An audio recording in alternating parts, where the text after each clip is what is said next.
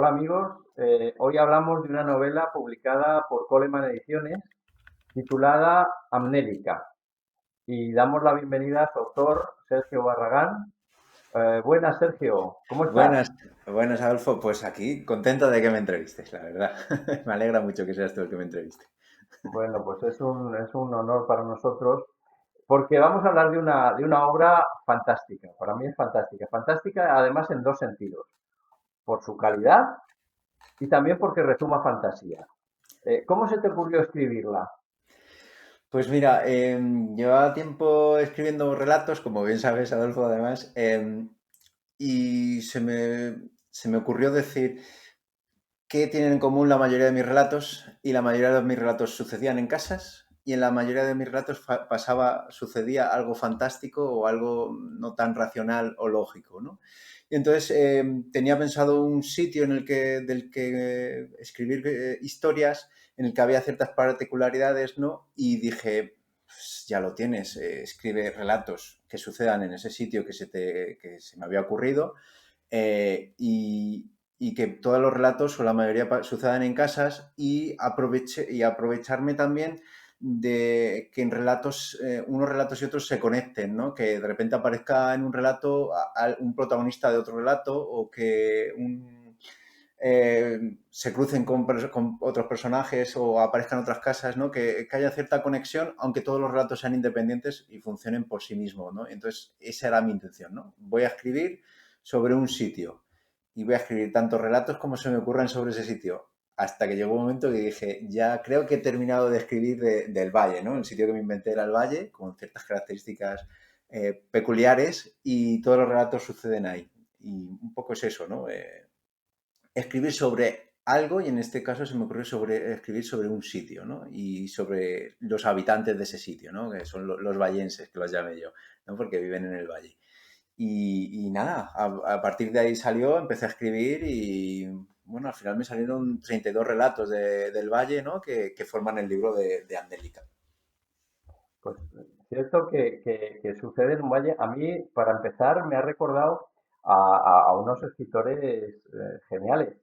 Juan Vélez tiene un libro que se llama Volver a esa región, que está basado en un valle, una zona de León o algo así, y bueno, y todos conocemos El Señor de los Anillos, ¿no? En los cuales, igual que en tu libro, al igual que en tu libro, hay un mapa que ubica exactamente el lugar donde suceden los acontecimientos.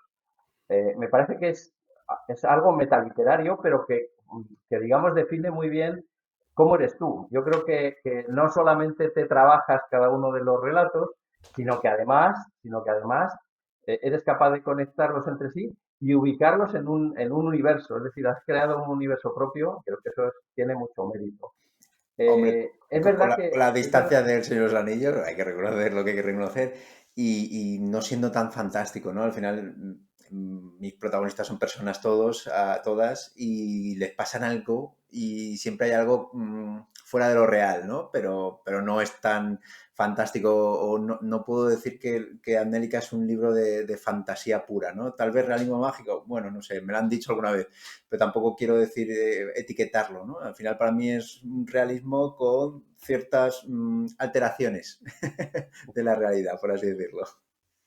sí, tiene ciertos, ¿cómo diría yo?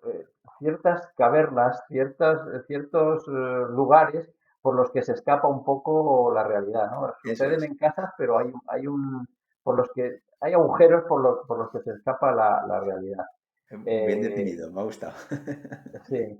Eh, yo también por asimilarlo a algo, uno está enclavado en ese valle, va pasando por cada una de las casas de ese valle, con lo cual estás haciendo la crónica de un pueblo en la cual, pero lo que ocurre son un poco unas historias para no dormir del siglo XXI. ¿Tú qué sensaciones quieres transmitir al lector? Bueno, no creo que sea un libro de miedo, ¿no? Pero sí un libro de miedos. de miedos de los personajes y de la mayoría de las historias. Un día me la apunté, me dije, ¿de qué va cada relato? ¿No? Ya no el libro, sino de cada relato. Y la mayoría de las historias iban sobre miedo, ¿no? Miedo a cualquier cosa, ¿no? Hay desde miedo a sí, a los pájaros, por ejemplo, en uno de los casos, a quedarse solo, a no ser recordado, miedo a muchas cosas. Y luego hay otros cuentos que son más luminosos y transmiten más esperanza. Y entonces hay, pues, al final, un poco luces y sombras.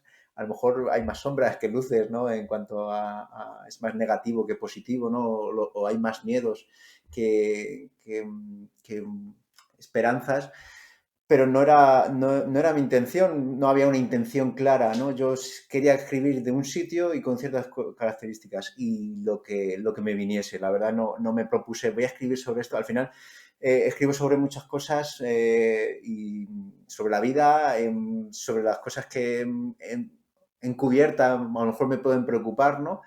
Y, y luego al final, pues también de fondo estoy un poco yo, pero realmente son historias diversas y bueno, tienen miedos y alguna cosa te puede perjudicar, o sea, te puede causar miedo, pero no me parece un libro de miedo, sí de miedos, como te decía. Sí. Bueno, el proceso creativo que tú tienes a mí me resulta absolutamente ajeno. Yo no soy capaz de entrar en de inventar esas historias, de tener esa imaginación tan desbordante. Porque en una aparente realidad eh, ocurren cosas extraordinarias. ¿Cómo es el proceso creativo en tu cabeza a la hora de enfrentarte a un relato? ¿Te Pues sale así solo? ¿Lo mis planificas? relatos suelen partir de una idea, ¿no? De nada, una frase o un concepto, ¿no? Por ejemplo, me voy al primer relato, ¿no? Que es el Angélica, ¿no? Que es el personaje principal y por el que recibe el nombre la novela. Al final yo con Angélica lo único que pensaba era en alguien que no quiere que la olviden. Ya está. Partí de ahí. ¿Y cómo lo planteé? Pues de una forma un poco peculiar. Ahí sí es verdad que es, pero me sale intuitivamente. No sé hacerlo de forma clásica. Siempre intento, creo que una de las características mías es que intento innovarme y arriesgar constantemente, ¿no? Creo que Angélica además es un libro un poco de descubrimiento y de probar, arriesgar y si sale bien se queda, si sale mal, por supuesto, descartado. Pero he arriesgado. Hay muchas ocasiones a la hora de escribir ¿se puede hacer esto? Yo me lo pregunto, ¿puedo hacer esto? Y lo intento. Si me sale bien y si no me sale, pues nada. Pero yo arriesgo siempre.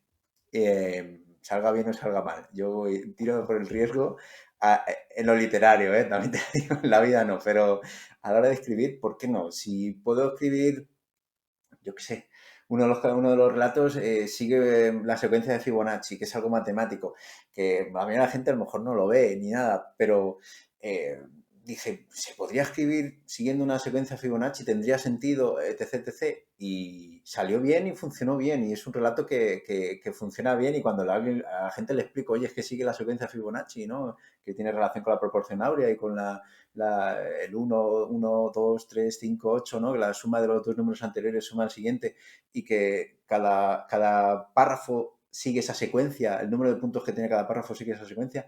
La gente dirá, ¿pero qué locura es esta? Pues sí, pero funcionó. Tampoco es algo que vaya a hacer 50 relatos sobre eso, solo hice uno. Pero igual que se me ocurre eso, se me ocurre y se puede poner una palabra al revés, ¿no? Hay un capítulo, en un relato en el que pongo la palabra la giro, la pongo al revés, porque hay un momento en que el tiempo va para atrás, y entonces hasta el texto también va para atrás. Hay otros relatos en los que, por ejemplo, tacho palabras. Hay palabras que no quiero que lea el lector, pero están escritas y están tachadas. Y como esas hay unas cuantas cosas, he escrito un relato circular, no sé, en riesgo, pero siempre y cuando riesgo e historia puedan funcionar bien. Si el riesgo no funciona con la historia, pues esos relatos que no me han funcionado, esos son los que he descartado. Pero ya te digo, Adolfo, que yo entiendo si se puede y si me dicen no, si alguien me dice no, lo hago con más ganas, lo intento con más ganas. ¿Vale? Pero eso Bueno, me pasa en la vida en muchas cosas. Por ejemplo, me acuerdo ahora de... Hay una película de un guionista que me gusta mucho, que es Charlie Kaufman, que se llama Olvídate de mí, ¿vale? Que protagonizaba a Jim Carrey, ¿vale? Y fueron unos amigos míos a verla al cine, es una película de hace 20 y tantos años, y salieron horrorizados a los 20 minutos de la película, no les gustó nada. Y dije, ¿por qué no os ha gustado? Y dije, tengo que ir a verla. Yo sí, se han salido, ¿vale? Entonces es una película en la que Jim Carrey no hace de humor. Entonces, claro, ellos iban pensando que iban a ver una comedia y es una película que me gustó mucho, que va sobre eliminar recuerdos de tu pareja para no sufrir y se vuelven a encontrar constantemente. Y perdona que me haya ido por los cerros de Úbeda, pero es un ejemplo claro de cómo al final yo contemplo un poco la literatura, la creación y la imaginación y todo lo que es creatividad de, oye, el que arriesga me suele gustar ver, oye, esto es riesgo, voy a ver. Y a veces el riesgo, pues, el que arriesga, pues lo que hay, te pegas un castañazo, pero otras veces te sorprendes con un mundo diferente o una forma de ver las cosas diferente que pueden fascinarte, ¿no? Y a mí a veces las películas o los libros que más me fascinan tienen mucho que ver con una forma diferente de haberlo hecho, ¿no? Con una forma diferente de ver las cosas, ¿no? Yo por ejemplo, me vean en literatura, Pedro Páramo, que lo leí hace un par de años, que creo que tú también lo habrás leído a lo mejor. Me fascinó Pedro Páramo, ¿no? claro. Sí. Joder. Conecta un poco con la forma que tienes tú de también de escribir, ¿no? Esa novela, desde luego. Oye, cuando has dicho lo de la secuencia de Fibonacci, automáticamente he pensado una cosa que siempre tengo en mente y casi me gustaría preguntar a todos los escritores, y es tu formación académica, intuyo que va por el camino de las ciencias, porque la secuencia de Fibonacci no se aprende en las carreras de letras. Entonces, eso, ¿cómo una persona que tiene una formación académica de ciencias le da por la pulsión de escribir? Eh, Soy un mix, ¿vale? Yo iba por ciencias, en el instituto iba por ciencias puras y en los últimos 2 años me metí a letras puras. Entonces, bueno, pues, no sé, casi no me dejan hacerlo en el instituto, ¿eh? Porque iba pues eso, física, matemáticas de las difíciles que había, se llamaban antes así, y me pasé a dar latín, griego, historia clásica, y, porque me gusta, es que me gustan los dos mundos. O sea, quiero decir, mi trabajo es mucho más tecnológico, más técnico, pero me han gustado las dos cosas siempre. Y es más, alguna vez que otra, mis relatos no van sobre matemáticas prácticamente nunca, pero sí alguna vez meto algo matemático o algo científico porque, bueno, escribimos a partir de lo que conocemos y me gusta mucho la secuencia Fibonacci. Me leí un libro hace muchos años sobre la proporción áurea y me fascinó porque están muchos elementos de la naturaleza, ¿no? La naturaleza es proporción áurea y dije, uff, es que esto debería de intentarlo, lo intenté, me salió pero luego la historia no tiene nada que ver, la historia de... eh, el relato sobre la secuencia Fibonacci realmente va sobre un chico que todo lo que desea acaba en sus manos porque le va rodeando. Es como que se genera una especie de tornado a su alrededor, que si algo lo desea, se genera un tornado y acaba llegando a él, ¿no? Entonces, el relato no tiene nada que ver con la secuencia Fibonacci, pero sí su estructura.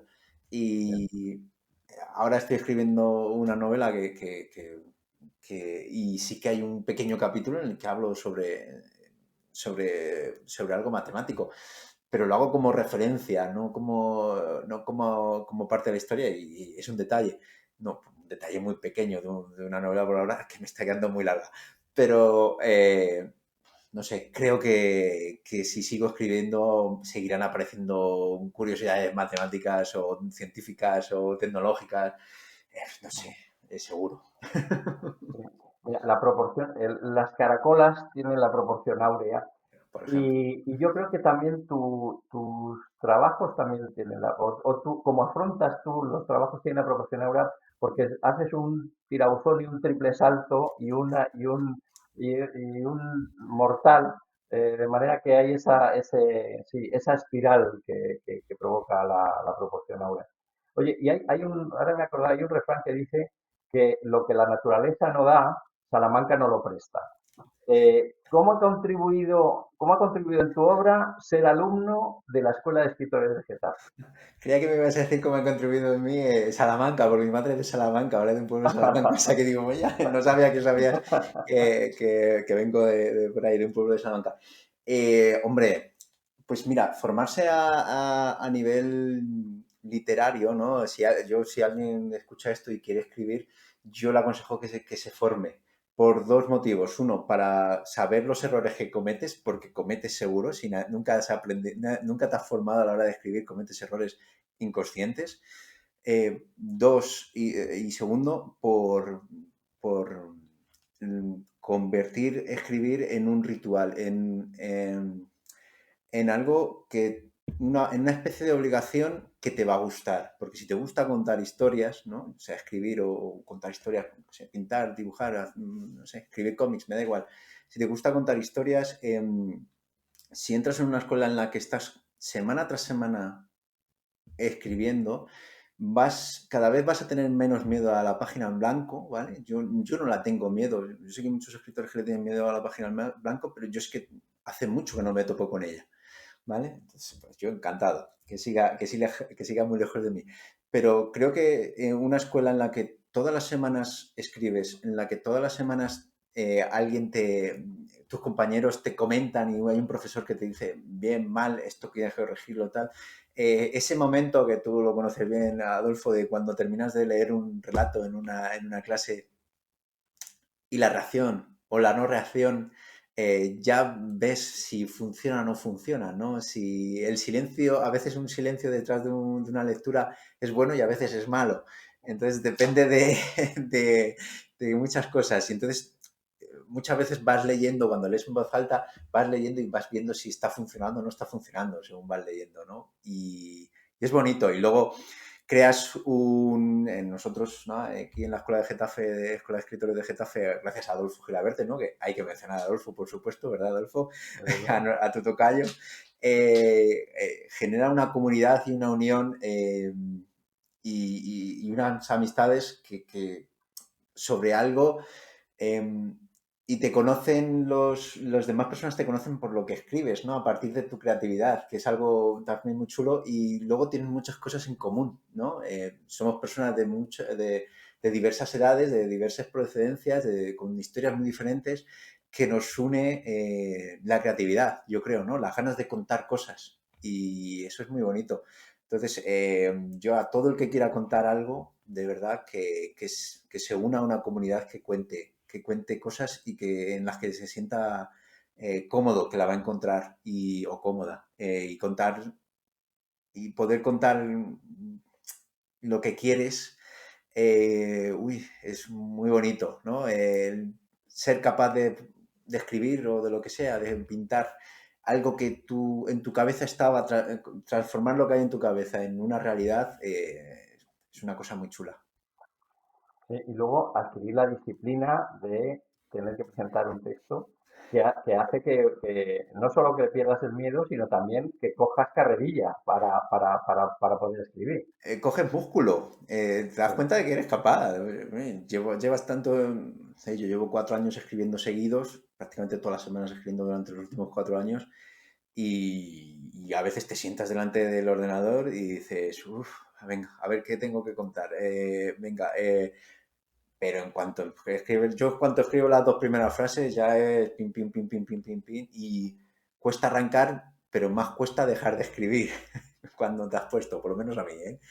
Me cuesta mucho dejar de escribir. Cuando ya estoy enchufado, como tenga algún evento personal que me corte, si paro un relato o un capítulo o lo que esté escribiendo a medias y tengo que hacer algo personal, me voy pensando y tengo que escribir y luego pasa esto y luego no sé qué, o sea, me voy contando, sigo pensando en ese rato hasta que lo termino y hasta que lo reviso, porque escribir no es solo escribirlo por primera vez, parte de la escritura y una parte importante es la relectura, la reescritura y revisarte y seguir contándolo reescribiéndolo y leyéndolo y también darle aire. A veces hay que dejar algo que hayas escrito un tiempo y volverlo a leer que ves cosas diferentes. Y notas a lo mejor ciertos defectos que no vistes en una primera lectura, una relectura por estar obcecado y no tener un poco de aire con el relato, con lo que hayas escrito. Eh, Hace 40 años, el cantante valenciano Raimon escribió una canción que se titulaba En mi país la lluvia no sabe llover. Él decía, y ahora lo entendemos muy bien, decía, si llueve poco sequía, si llueve mucho catástrofe. ¿Sabe llover la lluvia en el valle? La lluvia en el valle no sabe llover. La lluvia en el valle llueve al revés, ¿no? Que por eso me lo estarás preguntando, ¿no? La lluvia, bueno, hay lluvia normal, pero la que más cuento yo en el valle es lo que yo llamé la Viallú, ¿no? Que es la lluvia que sale de la propia tierra, ¿no? Del sustrato de la propia tierra y forma lo que yo llamé las nubes verdes, ¿no? Entonces se forman nubes verdes que alimentan de nuevo las montañas para que vuelva a crecer la hierba y eso es una de las curiosidades, ¿no? Del valle. Una de las grandes curiosidades por la que me suele preguntar la mayoría de la gente es por la Viallú, ¿no? Porque eh, además creo que es el segundo capítulo en el que ya hablo de la Viallú, el segundo capítulo, no, el segundo relato, perdona, y lo cuento a través de una niña que acaba de llegar al valle y dice, mira, me estáis vacilando, ¿qué es esto? ¿No? Y luego lo descubre y le fascina, ¿no? Porque, bueno, ahí sí se me ocurrió oye, si en vez de llover fuese al revés, ¿no? Que la lluvia emergiese de la tierra, ¿no? Entonces, en el valle, por ejemplo, tapan las charcas y eso las tapan porque, oye, que se va el agua. Cuando hay lluvia, el agua se va para arriba y vuelve a llover luego, pero llega un momento de un poco de sequía, por así decirlo. Entonces, bueno, es una de las cosas curiosas, ¿no? Del valle, la Beayú, que ellos lo ven normal, pero cualquiera que no conozca el valle pues dirá, ¿qué es esto de la Beayú? ¿Qué me estás contando? Porque no es real, Sí, claro. bueno, cuando uno pasea a través de tus relatos por el valle, se siente un poco como el diablo cojuelo, algo boyer que va visitando las casas de la gente y descubriendo a los habitantes de esta comunidad que es muy original. Tan original como, bueno, y como muestra un botón con lo de la Viallú, como la imaginación desbordante que demuestras en esta novela, que a mí me parece encantadora y que recomiendo vivamente leerla, Amnélica, de Sergio Barragán, en, en, en ediciones Coleman.